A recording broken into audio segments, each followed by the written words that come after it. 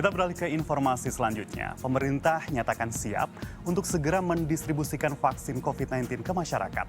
Namun dalam distribusinya nanti akan ada prioritas siapa yang lebih dahulu dapat dan juga siapa yang belakangan. Termasuk skema siapa warga yang mendapatkan vaksin secara gratis dan siapa yang mesti vaksin secara mandiri maksud saya. Dan berikut informasinya dalam laporan khas Selamat Siang Indonesia.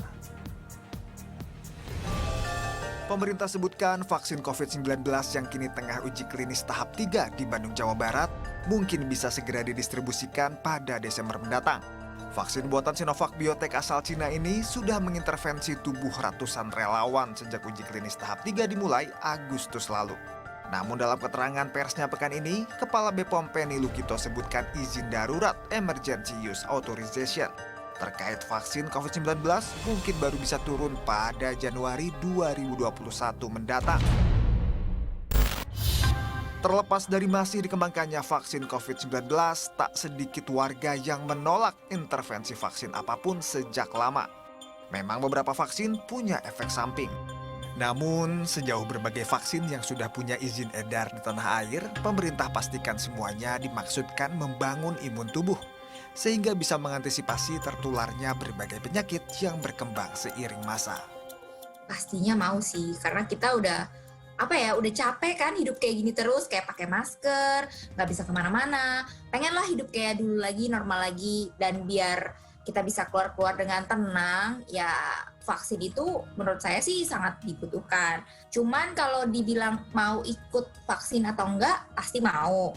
Cuman gelombang berapa mungkin ya agak di tengah-tengah kali ya, tunggu kayak istilahnya ya, vaksinnya itu benar-benar ya kita yakin dah vaksinnya benar-benar istilahnya ampuh gitu ya buat menangkal si COVID-19 ini. Rabu kemarin simulasi vaksinasi COVID-19 pun digelar di Kota Bogor, Jawa Barat. Tepatnya di Puskesmas Kecamatan Tanah Sereal. Presiden Joko Widodo memantau langsung jalannya simulasi. Simulasi dilakukan agar warga kelak tak bingung bagaimana prosedur dan alur vaksinasi yang mesti dijalani. Namun dalam distribusinya kelak akan ada prioritas siapa yang lebih dulu dapat dan siapa yang belakangan. Termasuk skema siapa warga yang bisa dapat vaksin gratis dan siapa yang mesti vaksinasi secara mandiri.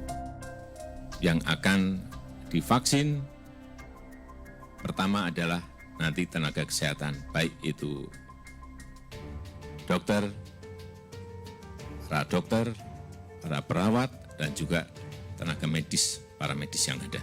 Itu yang diberikan prioritas.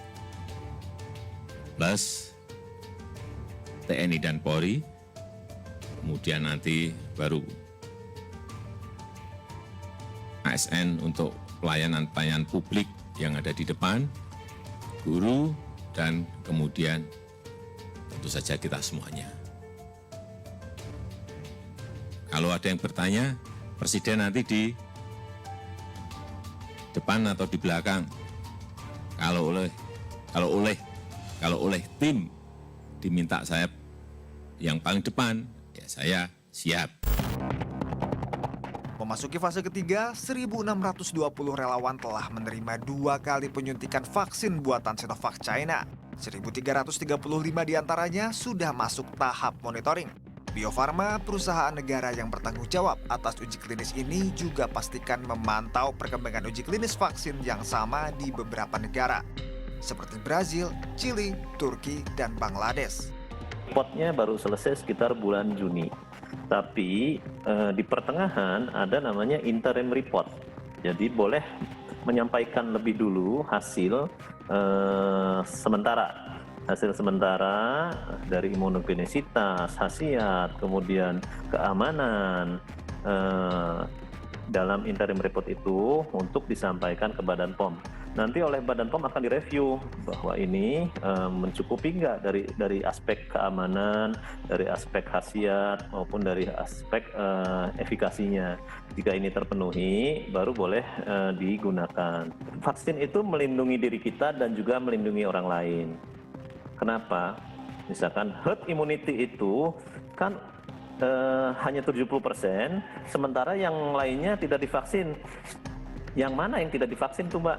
Itu yang misalkan yang mendapatkan komorbid atau usianya sudah misalkan sudah lanjut, tidak bisa mendapat vaksin, anak kecil, bayi.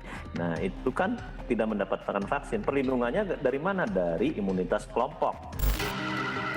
Pada Oktober lalu, Majelis Ulama Indonesia juga telah melakukan audit kehalalan atas vaksin COVID-19 buatan Sinovac Biotech ke pabriknya di China.